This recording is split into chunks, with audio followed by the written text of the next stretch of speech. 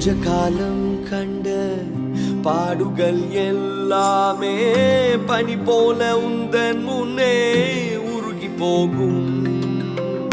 கொஞ்ச காலம் கண்ட பாடுகள் எல்லாமே பனி போல உந்தன் முன்னே உருகி போகும்.